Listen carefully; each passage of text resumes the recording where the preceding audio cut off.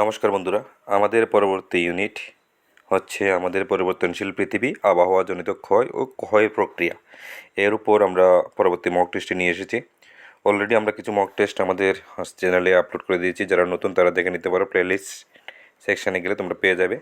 আর প্রত্যেকটা ভিডিওর ডেসক্রিপশান বক্সে অবশ্যই যাবে, গিয়ে দেখবে তোমরা অনেকগুলো নোটস পেয়ে যাবে। নোটসগুলো তোমরা কপি পেস্ট করতে পারবে এবং নোটসগুলো পরে তারপর তোমরা মক টেস্টটা দেবে। প্রত্যেকটা প্রশ্নের জন্য আমরা 5 থেকে 10 সেকেন্ড সময় দেবো এবং প্রত্যেকটা ভিডিওতে আমরা 10টা করে প্রশ্ন আর প্রত্যেকটা টপিকের উপর আমরা 40 থেকে 50টা প্রশ্ন আমরা আলোচনা করব। আর দেরি না করে আমরা শুরু করি। আজকের এই ভিডিওর প্রথম প্রশ্ন হচ্ছে, ভৌগোলিক অবস্থার উপর ভিত্তি করে আবহাওয়াজনিত ক্ষয় অথবা ওয়েদারিং কয় প্রকার? 2 প্রকার, 3 প্রকার, 4 প্রকার নাকি 5 প্রকার? সঠিক অপশানটা তোমরা কমেন্ট বক্সে অবশ্যই লিখে দেবে। আর আমি প্রশ্ন পড়তে পড়তে তোমরা চেষ্টা করবে যে উত্তরটা লিখে দিতে। যে সঠিক উত্তরটা হবে সেটা কমেন্ট বক্সে অবশ্যই লিখে দেবে। তো 1 নম্বর প্রশ্নের যে উত্তরটা সঠিক সেটা হচ্ছে কত প্রকার? 3 প্রকার।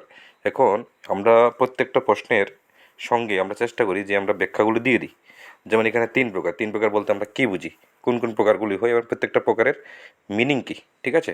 তো প্রথম প্রকার হচ্ছে ভৌত ক্ষয় অথবা ফিজিক্যাল ওয়েদারিং, যেটা হচ্ছে ভৌত ক্ষয়ের মধ্যে কী কী থাকে? তাপমাত্রার পরিবর্তন থাকে, জমাট বাঁধা থাকে এবং গলনের ফলে শিলার ভাঙ্গন হয়। তারপর হচ্ছে রাসায়নিক ক্ষয়। এটার মধ্যে কী হয়? কেমিক্যাল ওয়েদারিংয়ের মধ্যে এটার মধ্যে জল, অক্সিজেন ও অ্যাসিডের সঙ্গে বিক্রিয়ার ফলে শিলার পরিবর্তন হয়। তারপর হচ্ছে জৈব ক্ষয় অথবা বায়োলজিক্যাল ওয়েদারিং।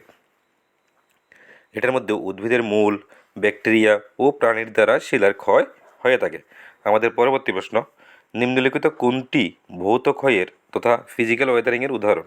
শিলার রাসায়নিক গঠন পরিবর্তন, শিলার উপর লতা গুল্মের বৃদ্ধি, জল প্রবাহের কারণে শিলার ক্ষয় নাকি তাপমাত্রার পরিবর্তনের ফলে শিলার ফাটল? কিছুক্ষণ আগেই আমরা আলোচনা করেছিলাম 3টা টাইপ।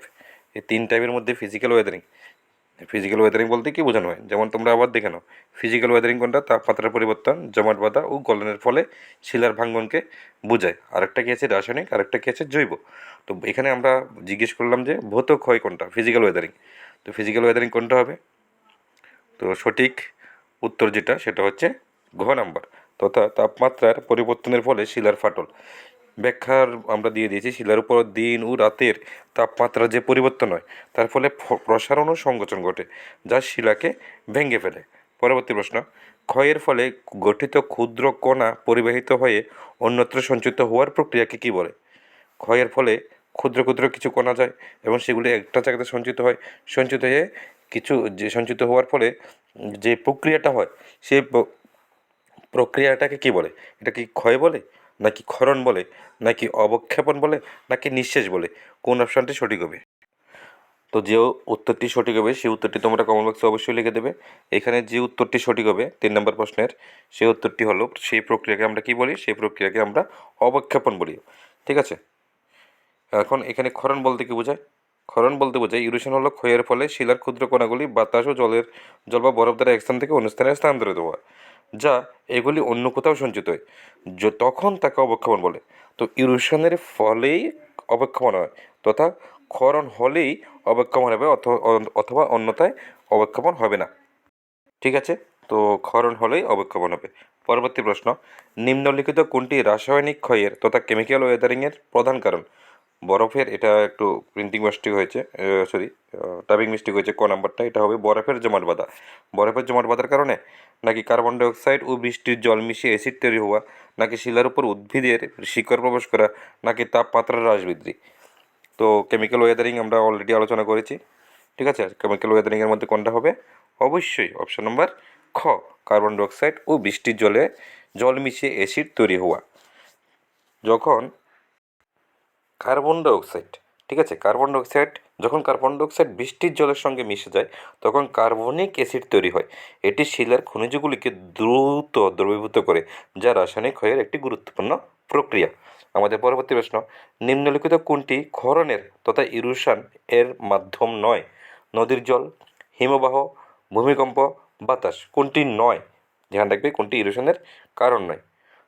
যে অপশনটি তোমরা সঠিক হবে সেটা তোমরা কমেন্ট বক্সে অবশ্যই লিখে দেবে। তো আমাদের 5 নম্বর প্রশ্নের যে অপশানটি সঠিক সেটা হচ্ছে ভূমিকম্প। ভূমিকম্প কিন্তু সরাসরি ক্ষরণ ঘটায় না, বরং ভূপৃষ্ঠে ফাটল সৃষ্টি করতে পারে। কিন্তু নদীর জল, হিমবাহ ও বাতাস ক্ষয়ের ফলে শিলার ক্ষুদ্র কণাগুলোকে এক স্থান থেকে অন্য স্থানে পরিবহন করে এবং পরিবহন করে ক্ষরণ ঘটায় তথা ইরোশন ঘটায়। পরবর্তী প্রশ্ন, এখানে কিন্তু তোমরা ভুল দিয়ে দিতে পারতে, বাতাসটাকে সঠিক আনসার হিসেবে তোমরা টিকমার্ক করে দেবে, কিন্তু না, অনেক সময় দেখবে বাতাস যে ধূলিকণা, পাথরের গুরু গুরু যে ধূলিকণাগুলো আছে বা ছোটো ছোটো টুকরাগুলো আছে, এগুলো এক জায়গা থেকে অন্য জায়গায় নিয়ে যেতে পারে।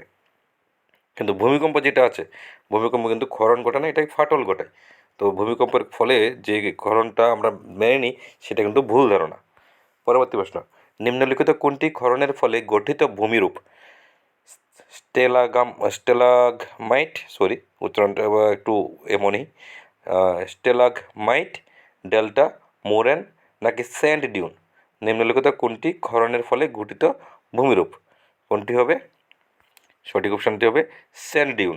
বাতাসের দ্বারা, ঠিক আছে, বাতাসের দ্বারা বালিকণা পরিবাহিত হয়ে জমা হয়ে যে বালিয়াড়ি তৈরি হয়, ঠিক আছে, তাকে স্যান্ড ডিউন বলে এবং এটি ক্ষরণের ফলে সৃষ্ট একটি ভূমিরূপ। পরবর্তী প্রশ্ন, যে প্রক্রিয়ায় ক্ষয়প্রাপ্ত পদার্থ ধীরে ধীরে জমা হয় তাকে কি বলে? যেটা ক্ষয় হয়ে ধীরে ধীরে ধীরে ধীরে তৈরি হয় সেটা কি ক্ষয় বলে, ক্ষরণ বলে, অবক্ষেপণ বলে নাকি সঞ্চয়ন বলে? 7 নম্বরের প্রশ্নের কোন অপশানটি সঠিক হবে? সঠিক উত্তরটি তোমরা কমেন্ট বক্সে অবশ্যই লিখে দেবে। তো 7 নম্বর প্রশ্নের যে উত্তরটি সঠিক সেটি হচ্ছে অবক্ষেপণ। এটা আমরা কিছুক্ষণ আগে আলোচনা করেছিলাম যে ক্ষরণের ফলে যে শিলাকণাগুলো আছে বা মাটি যেগুলো আছে এগুলো এক জায়গা থেকে অন্য জায়গায় ধীরে ধীরে জমা হয়, ঠিক আছে। ক্ষয়ের প্রক্রিয়াকে আমরা ক্ষরণ বলি, কিন্তু জমা হওয়ার যে প্রক্রিয়া আছে সেটাকে আমরা ডিপোজিশন নামে পরিচিতি দিয়ে থাকি। আমাদের পরবর্তী প্রশ্ন, ক্ষয় ও ক্ষরণের ফলে গঠিত নদীর মোহনায়, ঠিক আছে, নদীর মোহনায় যে ভূমিরূপ গঠিত হয় তাকে কি বলে? তাকে কি প্লাবনভূমি বলে, নাকি ডেল্টা বলে, নাকি গিরিখাত, নাকি উপত্যকা? কোন উত্তরটি সঠিক হবে? সঠিক উত্তরটি প্লিজ তোমরা দয়া করে কিন্তু কমেন্ট বক্সে অবশ্যই লিখে দেবে। দেখবে এতে করে তোমাদের প্রস্তুতি এটা তোমাদের মাইন্ডে বসে যাবে এবং পরীক্ষার মধ্যে অটোমেটিক্যালি মনে পড়ে যাবে। তো 8 নম্বর প্রশ্নের যে উত্তরটি সঠিক সেটা হচ্ছে ডেল্টা। মনে রাখবে এই প্রশ্নটা খুবই ইম্পর্টেন্ট, এটা এসেছিল। তো নদীর জল বহন করা ক্ষয়প্রাপ্ত পদার্থ দুঃখিত ব্যাকগ্রাউন্ড নয়েসের জন্য, নদীর জল বহন করা ক্ষয়প্রাপ্ত পদার্থ সমুদ্র বা হ্রদের মোহনায় জমা করে ডেল্টা গঠন করে। পরবর্তী প্রশ্ন, ভৌত ক্ষয়ের প্রধান কারণ কি? আমরা অলরেডি আলোচনা করেছি ভৌত ক্ষয় কী। এটা কি ব্যাকটেরিয়া দ্বারা শিলার ভাঙ্গন, তাপমাত্রার পরিবর্তন, নাকি বরফের ক্রিয়া ও বায়ুপ্রবাহ, নাকি অ্যাসিড বৃষ্টির ফলে শিলার গঠন পরিবর্তন, নাকি শিলার রাসায়নিক বিক্রিয়া? তো কোনটা সঠিক হবে? ভৌত ক্ষয়ের প্রধান কারণটা কি? তোমাদের 9 নম্বর প্রশ্নের যে উত্তরটি সঠিক হবে সেটি হচ্ছে তাপমাত্রার পরিবর্তন বা বরফের ক্রিয়া বা বায়ুপ্রবাহ, ঠিক আছে। এটা ভৌত ক্ষয় তথা এটাকে কেমিক্যাল ওয়েদারিং বলে। ভৌত ক্ষয় মূলত তাপমাত্রার পরিবর্তন, বরফের সম্প্রসারণ ও সংকোচন এবং বাতাস ও জলের কারণে ঘটে থাকে। পরবর্তী প্রশ্ন, আজকের এই ভিডিওর লাস্ট প্রশ্ন, যে ক্ষয় প্রক্রিয়ায় জীবজন্তু ও উদ্ভিদ গুরুত্বপূর্ণ ভূমিকা পালন করে তাকে কি বলে? রাসায়নিক ক্ষয়, ভৌত ক্ষয়, জৈব ক্ষয়, সঞ্চয়ন? সঠিক উত্তরটি বলার আগে তোমাদের বলে দিই, আমাদের ডেসক্রিপশন বক্সে কিছু গ্রুপ এবং চ্যানেলের লিঙ্ক আছে, সেই লিঙ্কে ক্লিক করে তোমরা আমাদের হোয়াটসঅ্যাপ চ্যানেল জয়েন করে নিতে পারো। আর লিঙ্কগুলি যদি কাজ না করে থাকে তাহলে আমাকে কমেন্ট বক্সে অবশ্যই জানাবে, আমি তোমাদের পার্সোনালি লিঙ্ক প্রোভাইড করে দেবো। হোয়াটসঅ্যাপ গ্রুপে আমরা পিডিএফ আকারে সম্পূর্ণ বিনামূল্যে তোমার যে নোটসের, যে টপিকের উপর নোটসের প্রয়োজন ওটা আমরা প্রোভাইড করে থাকি এবং সবসময় আমরা বিনামূল্যে প্রোভাইড করব। অনেকে এইভাবে অ্যাডভার্টাইজমেন্ট করে প্রথমে বিনামূল্যে দেবে তারপর ধীরে ধীরে পয়সা নেয়। না, আমি গরিব ঘরের ছেলে ছিলাম, আমি টেট দিয়ে এমই পাস করেছি, আমি বুঝতে পারি অনেকের টাকা পয়সার সমস্যা থাকতে পারে, ঠিক আছে। তোমরা যদি টাকা পয়সা দিতে চাও পরবর্তীতে জব পেলে তখন দিয়ে দিও, কোনো অসুবিধা নেই।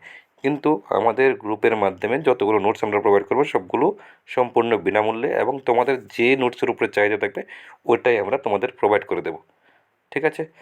ধন্যবাদ সবাইকে। তো আমাদের 10 নম্বর প্রশ্নের যে উত্তরটা সঠিক সেটি হচ্ছে জৈব ক্ষয়। এটা উদ্ভিদের শিকড়, ব্যাকটেরিয়া ও প্রাণীদের দ্বারা শিলার ভাঙন ঘটলে তাকে জৈব ক্ষয় বলে। আচ্ছা বন্ধুরা, এছাড়াও আর একটা রিকোয়েস্ট থাকবে, আমাদের ভিডিওটি যদি ভালো লাগে তাহলে অবশ্যই শেয়ার করে দেবে তোমাদের বন্ধুদের সাথে এবং লাইক করবে।